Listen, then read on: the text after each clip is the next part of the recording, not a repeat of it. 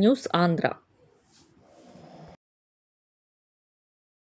Comrade వినోదం మిశ్రా 26వ వర్ధంతి సందర్భంగా ప్రతిజ్ఞ పార్టీ కేంద్ర కమిటీ పిలుపులో భాగంగా ఈరోజు రమణక్కపేట బస్టాండ్ సెంటర్లో గుళ్లపూడి గ్రామంలో సిపిఐఎంఎల్ లిబరేషన్ పార్టీ కమిటీ సభ్యులు, ఏఐసిసిటియు జిల్లా కార్యదర్శి వేముల బక్కయ్య పార్టీ జెండా ఆవిష్కరణ చేసి నివాళులర్పించారు.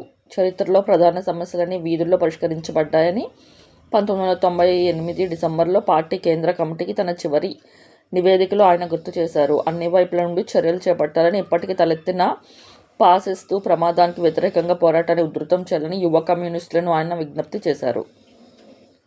దృఢంగా చేపట్టి పటిష్టమైన కమ్యూనిస్టు పార్టీ గ్రామీణ పేదల శక్తివంతమైన ఉద్యమం, కాషాయ పన్నాగాలకు వ్యతిరేకంగా సర్వతోముఖ చర్యలు అనే ముఖ్యమైన సవాళ్లను ఆయన తన నివేదికలో లేవనెత్తారు.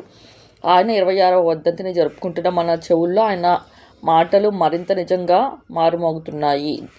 ఒక దశాబ్దానికి పైగా మోడీ ప్రభుత్వం అధికారంలో ఉంది. ప్రభుత్వ పాసిస్తూ ఎజెండా గణనీయమైన రీతిలో బహిర్గతమైనది.